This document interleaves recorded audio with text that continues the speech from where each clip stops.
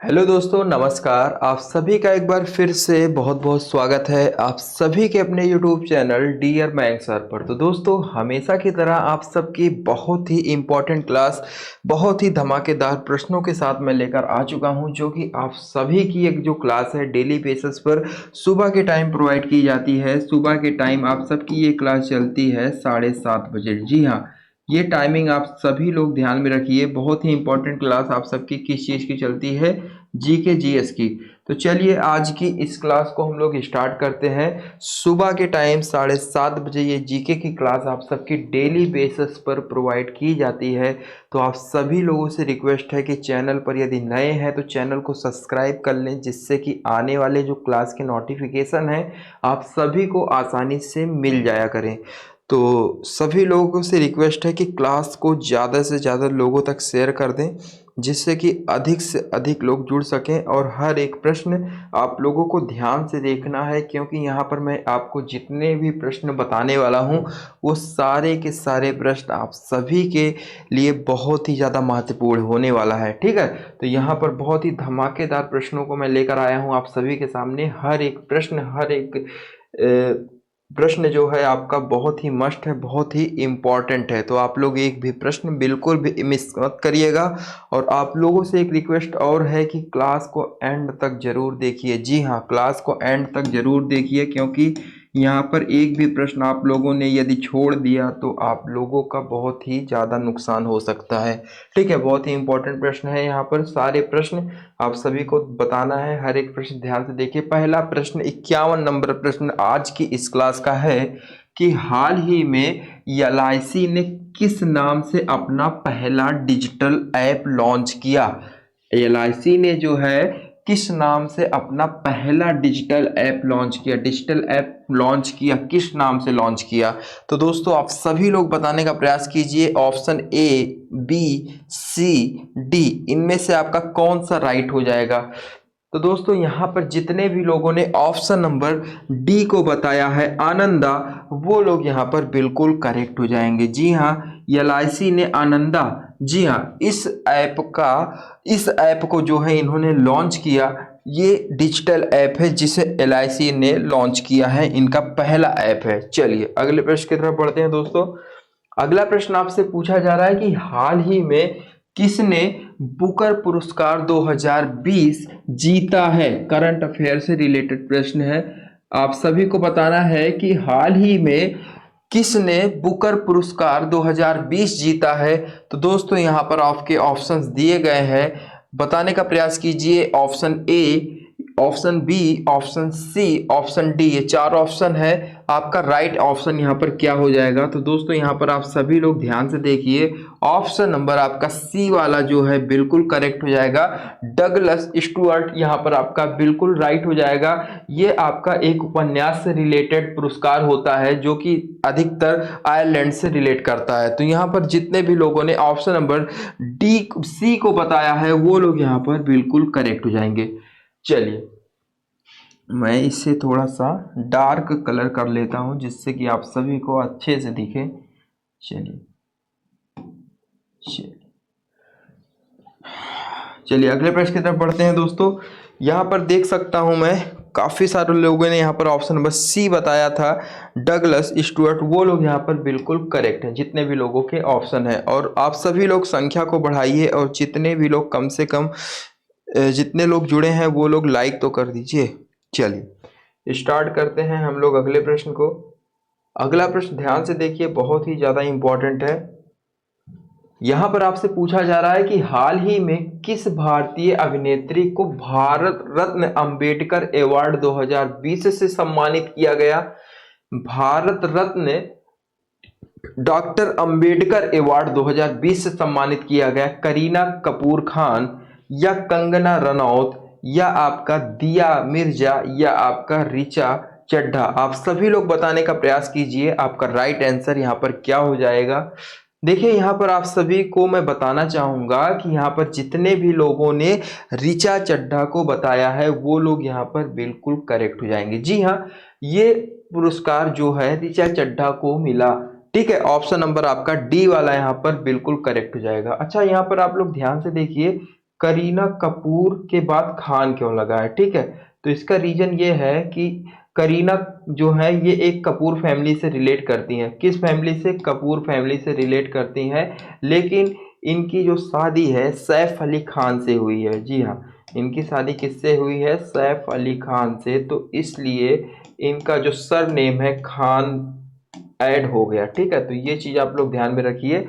ये खान क्यों रिलेट कर रहा है? क्योंकि इनका जो सर नेम है इनके पति से रिलेट करता है, जो कि एक खान कपूर ना होकर खान है, ठीक है।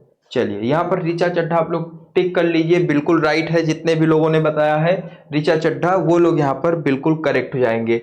जिन्हें कैसा अवार्ड दिया गया? भारत रत्न डॉक्टर अंबेडकर अवार्ड से सम्मानित किया गया। चलिए अगला प्रश्न बहुत ही ज्यादा महत्वपूर्ण है, सभी लोग ध्यान से देखिए, बहुत ही इंपॉर्टेंट है। ये प्रश्न आपसे कह रहा है कि हाल ही में किस राज्य ने देश में सर्वाधिक जो है लिंग अनुपात का रिकॉर्ड दर्ज किया? जी हाँ, सबसे अधिक लिंग अनुपात का रिकॉर्ड दर्ज किया। तो सबसे पहले हम लोग समझते हैं कि आखिर लिंग अनुपात होता क्या है। तो दोस्तों प्रति 1000 पुरुष पर स्त्रियों की संख्या को हम लोग क्या कहते हैं? प्रति 1000 पुरुष पर स्त्रियों की संख्या को हम लोग लिंग अनुपात कहते हैं। मतलब कि यदि 1000 पुरुष हैं तो उस क्षेत्र में कितनी स्त्रियां हैं इनके मुकाबले, ठीक है। तो यदि आपसे ऐसा प्रश्न पूछा जाए तो आप सबको ये पता होना चाहिए कि लिंग अनुपात जो है वो होता है प्रति 1000 पुरुषों पर स्त्रियों की संख्या। तो यहाँ पर सबसे अधिक लिंग अनुपात जो है उसका रिकॉर्ड अभी तक जो है अरुणाचल प्रदेश के पास है, जो कि ऑप्शन नंबर आपका बी से रिलेट करता है। यहाँ पर प्रति 1000 पुरुषों पर स्त्रियों की संख्या कितनी है? 1084 है। जी हाँ, यहाँ पर 84 स्त्रियां जो हैं 1000 पुरुषों पर प्लस हैं, मतलब 84 संख्या अधिक है, 84, ठीक है। तो यहाँ पर आप सभी को ध्यान में रखना है, अरुणाचल प्रदेश आपका बिल्कुल राइट हो जाएगा। और यहाँ पर सबसे खराब यदि किसी राज्य की वो है लिंग अनुपात, तो वो है आपके मणिपुर की, जो कि 1000 पुरुषों पर जो है केवल वहां पर 756 के आसपास, मतलब इतनी लिंग अनुपात है। तो यहाँ पर सबसे खराब जो है मणिपुर का है और सबसे सही कहाँ का है? अरुणाचल प्रदेश का, जो कि 1000 पुरुषों पर 1084 स्त्रियां हैं। तो ये चीज बहुत ही इंपॉर्टेंट है। यहाँ पर मैं देख सकता हूँ काफी सारे लोगों ने यहाँ पर सही बताया है। ऑप्शन नंबर बी आपका बिल्कुल करेक्ट हो जाएगा। और सबसे खराब यदि किसी राज्य का है तो वो है मणिपुर का, जहां पर 1000 स्त्रियों पर कितने हैं? 757। जी हाँ, 757 यहाँ पर आप लोग सही कर लीजिए। जी हाँ, ऑप्शन नंबर आपका यहाँ पर मणिपुर जो है ये सबसे खराब लिंग अनुपात यहाँ का है, जहां पर 1000 पुरुषों पर केवल 757 महिलाएं हैं। चलिए अगले प्रश्न की तरफ बढ़ते हैं। बहुत ही अच्छा और बहुत ही मस्त यहाँ पर प्रश्न आ चुका है आपके सामने। हाल ही में किस राज्य में स्थित लोनार झील को रामसर, जी हाँ, रामसर स्थल का दर्जा दिया गया? ऑप्शंस यहाँ पर हैं आपके गुजरात, राजस्थान, उत्तर प्रदेश या आपका महाराष्ट्र। तो यहाँ पर आपको बताना है किस राज्य में स्थित लोनार झील को रामसर का दर्जा दिया गया। ऑप्शंस यहाँ पर हैं आपके गुजरात, राजस्थान, उत्तर प्रदेश या आपका महाराष्ट्र। सभी लोग फटाफट बताने का प्रयास कीजिए, आपका जो राइट आंसर है यहाँ पर क्या हो जाएगा। तो दोस्तों यहाँ पर महाराष्ट्र, जितने भी लोगों ने बताया है वो लोग यहाँ पर बिल्कुल करेक्ट हो जाएंगे। चलिए अगले प्रश्न की तरफ बढ़ते हैं। बहुत ही जबरदस्त ये प्रश्न आने वाला है आपके सामने, ध्यान से देखिए, बहुत ही इंपॉर्टेंट है। हाल ही में भारत का पहला चंदन संग्रहालय कहाँ खोला गया? जी हाँ, चंदन संग्रहालय जो है ये आपका कहाँ पर खोला गया? तो दोस्तों ये आपका कर्नाटक से रिलेट करता है। आप सभी लोग यहाँ पर अब समझ गए होंगे कि कौन सा ऑप्शन यहाँ पर सही है। हैदराबाद, चेन्नई या आपका मैसूर या इंदौर। तो इनमें से चारों शहरों के नाम दिए गए हैं। हैदराबाद एक शहर है, आपका चेन्नई भी एक बहुत बड़ा सिटी है, बहुत बड़ा शहर है, मैसूर भी शहर है और इंदौर भी शहर है। तो आपको बताना है यहाँ पर कर्नाटक जो है किस शहर से रिलेट करता है, कर्नाटक राज्य का वो शहर है। तो जी हाँ, मैंने आपको एक हिंट दे दिया है, कर्नाटक। ठीक है, तो आप सभी लोग बताने का प्रयास कीजिए।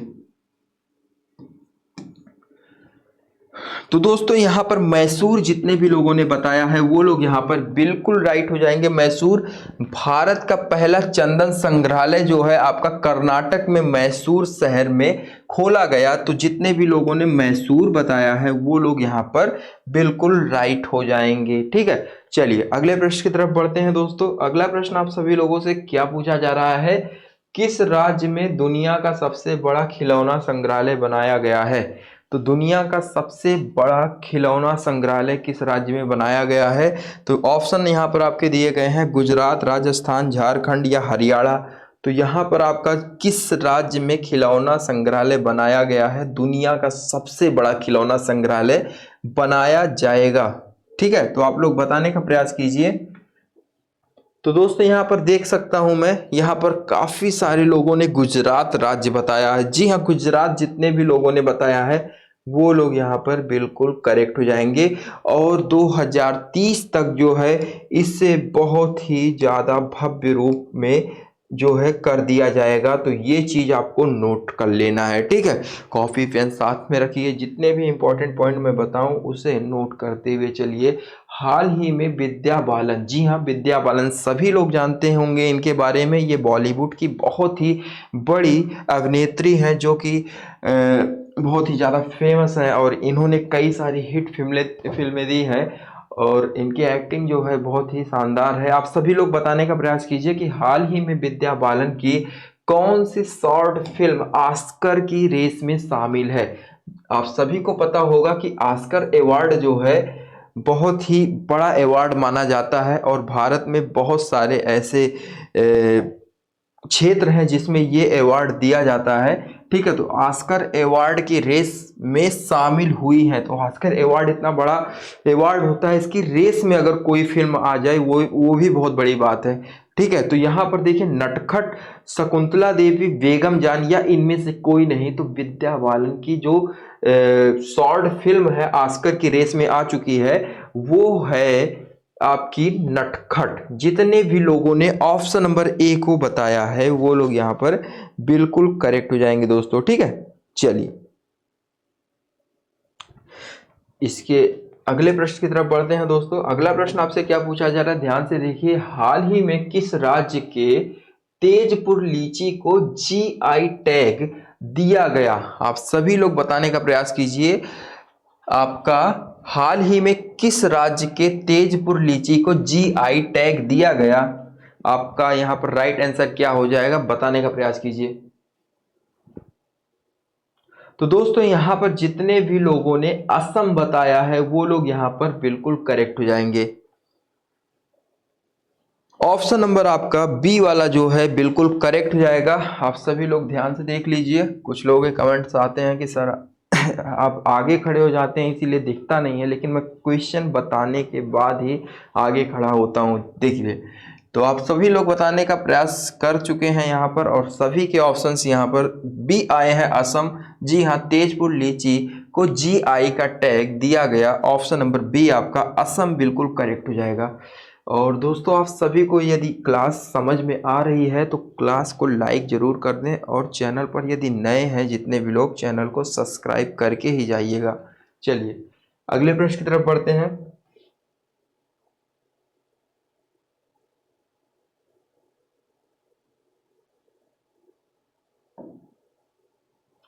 हाल ही में भारतीय मूल की प्रथम महिला अमेरिकी उपराष्ट्रपति कौन बनी। बताने का प्रयास कीजिए। मोनिका सिंह, गीता डेविड या आपका कमला हैरिस या आपका ऑप्शन नंबर डी अलका ओलक्कीविया। तो आप सभी लोग बताने का प्रयास कीजिए। देखिए दोस्तों, यहाँ पर अलका ओलिविया भी आपका यहाँ पर कुछ लोगों का मानना है डी वाला राइट है। तो दोस्तों यहाँ पर मैं आपको बताना चाहूंगा कि जितने भी लोगों ने यहाँ पर बताया है कमला हैरिस वो लोग यहाँ पर बिल्कुल करेक्ट हो जाएंगे। कमला हैरिस जो है ये भारतीय मूल की प्रथम महिला है जो कि अमेरिकी उपराष्ट्र बनी, भारतीय मूल की प्रथम महिला। तो ऑप्शन नंबर आप लोग सी वाला यहाँ पर दोस्तों बिल्कुल करेक्ट कर लीजिए, बिल्कुल राइट है आपका। ठीक है, चलिए अगले प्रश्न की तरफ बढ़ते हैं। नाटो जो है इसका मुख्यालय कहां पर स्थित है? तो नाटो का मुख्यालय जो है बेल्जियम की राजधानी में स्थित है। तो बेल्जियम की राजधानी आपको पता करना है, इसमें क्या है, ब्रुसेल्स है या वाशिंगटन है या क्रोएशिया है या ईरान है? तो दोस्तों नाटो जो है इसका मुख्यालय आपका ब्रुसेल्स में है। जी हाँ, ब्रुसेल्स जो कि किसकी राजधानी है? बेल्जियम की। जी हाँ, बेल्जियम की राजधानी है। ये चीज आप लोग बिल्कुल ध्यान में रखिए, इंपॉर्टेंट है। इसे कॉपी पेन साथ में यदि रखे हैं तो इसे नोट कर लीजिए। बेल्जियम की राजधानी ब्रुसेल्स में जो है नाटो का क्या है, मुख्यालय है। तो ये चीज आपको ध्यान में रखना है। चलिए अगले प्रश्न की तरफ बढ़ते हैं दोस्तों। अगला प्रश्न आपसे क्या पूछा जा रहा है, लल्लू बताने का प्रयास कीजिए। आपका अगला प्रश्न जो है ध्यान से देखिए, बताने का प्रयास कीजिए कि कानपुर महल का निर्माण किसने करवाया था?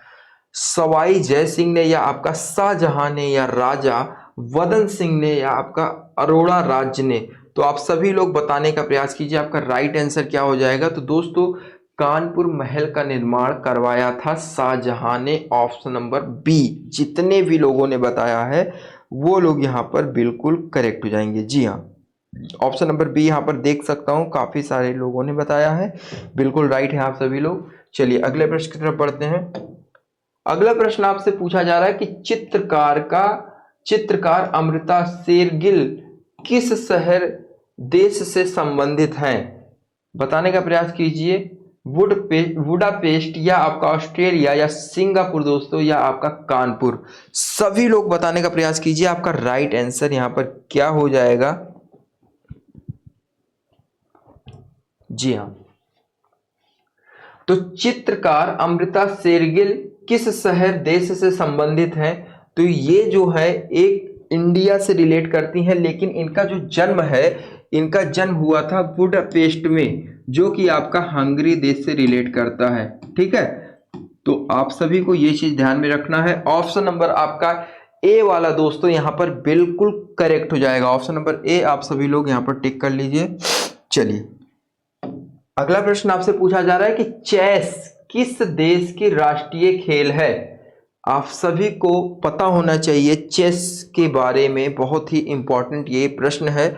चेस आप सभी को एक चीज और ध्यान में रखना होगा, अभी हाल ही में एक करंट अफेयर में क्वेश्चन आया था कि भारतीय टीम का एक लेग स्पिनर है जिसको हम लोग यजुवेंद्र चहल के नाम से जानते हैं, ये नेशनल लेवल तक इन्होंने चेस खेला था। ठीक है, तो ये फिर चेस को इन्होंने स्किप करके क्रिकेट में अपना कैरियर आजमाया और आज एक सफल स्पिनर है। ये चीज़ आपको पता होगा, तो आप सभी को ये चीज़ भी ध्यान में रखना है।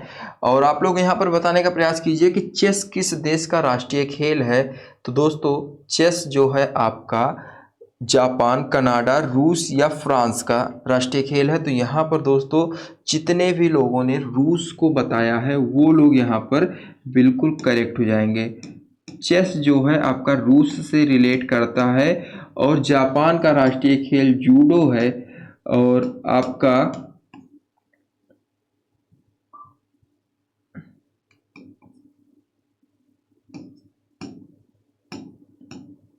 बात करें कनाडा का, तो कनाडा का दोस्तों आपका क्या है, यहाँ पर आपकी बर्फ स्लाइडिंग, जी हाँ बर्फ स्लाइडिंग यहाँ पर है। और फ्रांस का बात करें तो यहाँ पर फुटबॉल। तो देख सकते हैं यहाँ पर जितने भी लोगों ने रूस को बताया है वो लोग यहाँ पर बिल्कुल करेक्ट जाएंगे। और काफ़ी सारे लोगों ने देख सकते हैं यहाँ पर रूस को बताया है। रूस का खेल राष्ट्रीय खेल चेस है। और दोस्तों माफ करिएगा, कनाडा यहाँ पर आपका आइस हॉकी, आइस मतलब बर्फ पे जो हॉकी खेली जाती है, आइस हॉकी, ये आपका बिल्कुल करेक्ट है। ठीक है, कनाडा का। और रूस आप सभी को पता होगा विश्व का सबसे बड़ा क्षेत्रफल है, क्षेत्रफल वाला देश है। तो विश्व का सबसे बड़ा देश क्या है, रूस है आपका। सबसे बड़ा देश, सबसे बड़ा देश, ये भी आप लोग ध्यान में रखिए। विश्व का सबसे बड़ा देश रूस है, क्षेत्रफल के मामले में, जनसंख्या के मामले में चीन है। और आपका बात करें दोस्तों, भारत जनसंख्या क्षेत्रफल के मामले में कौन से स्थान पर है, तो भारत का स्थान दोस्तों 7वां है। ठीक है, भारत का स्थान 7वां है। किस चीज के मामले में? क्षेत्रफल के मामले में। तो आपको ये सब चीजें ध्यान में रखना है। तो जो इंपॉर्टेंट पॉइंट मैं बता रहा हूँ इसे आप लोग नोट करते हुए चलिए। ठीक है, चलिए अगले प्रश्न की तरफ बढ़ते हैं। यहाँ पर आप सभी लोग एक बार कंसंट्रेट होकर ध्यान से देख लीजिए। चेस किस देश का राष्ट्रीय खेल है? तो चेस आपका रूस का राष्ट्रीय खेल है। ठीक है, चलिए अगला प्रश्न है, भारतीय दलहन अनुसंधान संस्था कहाँ पर स्थित है? हैदराबाद में, देहरादून में, या कानपुर में, या नोएडा में? तो भारतीय दलहन अनुसंधान संस्था जो है आपका कानपुर में स्थित है। जितने भी लोगों ने यहाँ पर ऑप्शन नंबर सी को बताया है वो लोग यहाँ पर बिल्कुल करेक्ट हो जाएंगे। चलिए, काफी सारे लोगों ने यहाँ पर सी बताया है और आप सभी लोगों से रिक्वेस्ट है कि क्लास को ज़्यादा से ज़्यादा लोगों तक शेयर करिए, जिससे कि ज़्यादा से ज़्यादा लोगों तक ये जानकारी पहुँच सके। ठीक है, बहुत ही इंपॉर्टेंट प्रश्नों को मैं यहाँ पर आप सबको बता रहा हूँ। चलिए अगले प्रश्न की तरफ बढ़ते हैं। अगला प्रश्न है, लाल कृष्ण आडवाणी की पुस्तक है माई कंट्री माई लाइफ, या आपका भविष्य का भारत, या मेरी 51 कविताएं, या बदलते भारत? तो दोस्तों यहाँ पर मैं आपको बताना चाहूंगा कि ये बदलते भारत, ये तो आपकी मनमोहन सिंह जो कि पूर्व प्रधानमंत्री रह चुके हैं, मनमोहन सिंह ने ये पुस्तक लिखी है। उम्मीद करता हूं कि आप सभी को ये चीज दिख रहा होगा। ठीक है, मनमोहन सिंह, इसे नोट कर लीजिए। और मेरी 51 कविताएं, ठीक है, और भविष्य का भारत, और माई कंट्री माई लाइफ। तो ये माई कंट्री माई लाइफ, ये ऑप्शन नंबर ए तो रिलेट करेगा क्वेश्चन से, यही आपका ऑप्शन ए बिल्कुल करेक्ट हो जाएगा। माई कंट्री माई लाइफ जो है लाल कृष्ण आडवाणी जी ने लिखी है, ये इनकी पुस्तक है। तो यहां पर देख सकते हैं जितने भी लोगों ने ऑप्शन नंबर ए को बताया है वो लोग यहां पर बिल्कुल करेक्ट हो जाएंगे। तो दोस्तों यहां पर आप लोग दूसरा ऑप्शन देखिए, भविष्य का भारत, ये आपका नितिन गडकरी जी ने लिखा है। किसने? नितिन गडकरी।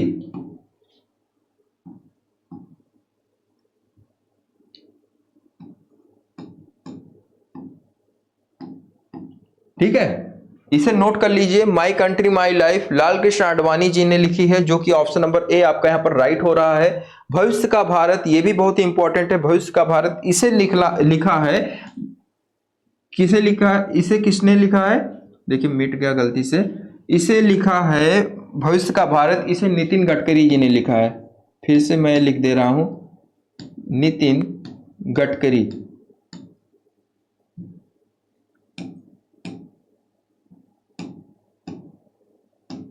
और दोस्तों बात करें यहां पर मेरी 51 कविताएं, तो इसको किसने लिखा है? आप सभी लोग बताने का प्रयास कीजिए। यहां पर देखिए कमेंट में बताइए इस कविता को किसने लिखा है। आप लोग बताने का प्रयास कीजिए दोस्तों। जी हां, जिन्होंने बताया है अटल बिहारी वाजपेयी, वो लोग यहां पर बिल्कुल करेक्ट हैं। जिनकी सोच है अटल बिहारी वाजपेयी, वो लोग यहां पर बिल्कुल करेक्ट हैं। अटल बिहारी वाजपेयी, इसे नोट कर लीजिए जो लोग नहीं जानते हैं। ठीक है, मेरी 51 कविताएं, इसको लिखा है अटल बिहारी वाजपेयी जी ने। और दोस्तों यहां पर आपको मैंने बताया बदलते भारत को लिखा है मनमोहन सिंह जी ने। चलिए इसका स्क्रीनशॉट ले लीजिए आप सभी लोग, इंपॉर्टेंट है ये प्रश्न। अगला प्रश्न क्या है, ध्यान से देखिए। निम्नलिखित बहुपक्षीय सम्मेलन में कौन सा अस्थायी कार्बनिक प्रदूषण में मानव स्वास्थ्य है और पर्यावरण की रक्षा करने के लिए है? आप सभी लोग बताने का प्रयास कीजिए। आपका राइट आंसर यहां पर क्या हो जाएगा? निम्नलिखित बहुपक्षीय सम्मेलन में कौन सा अस्थायी कार्बनिक प्रदूषण से मानव स्वास्थ्य और पर्यावरण की रक्षा करने के लिए है?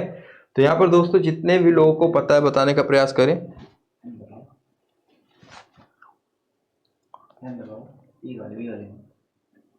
हम्म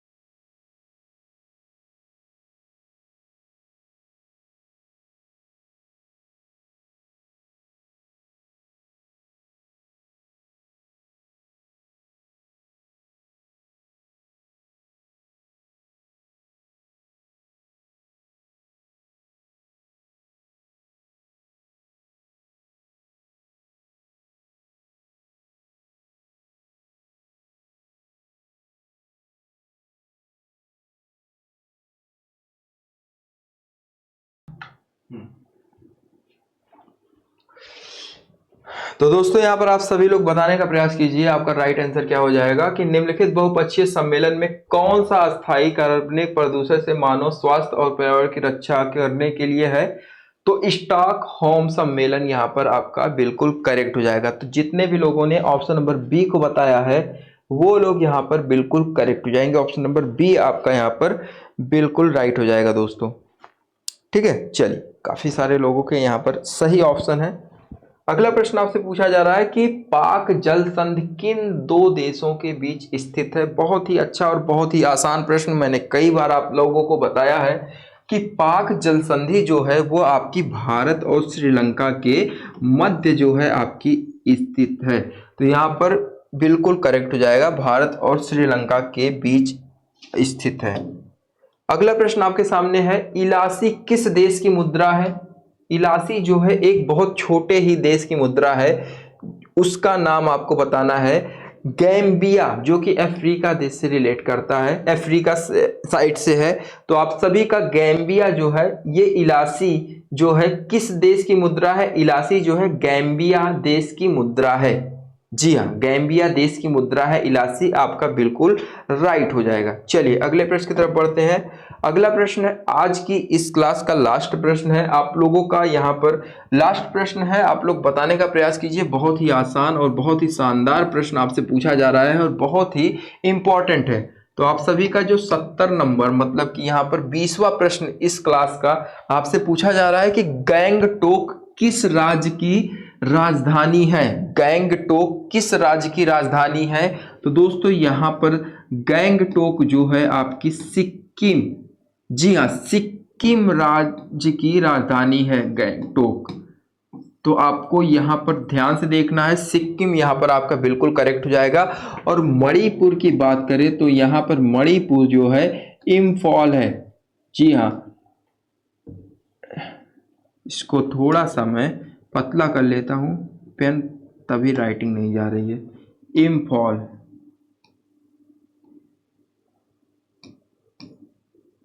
ठीक है। और बात करें दोस्तों मेघालय की और असम की, तो असम की तो सभी लोग जानते हैं दिसपुर है,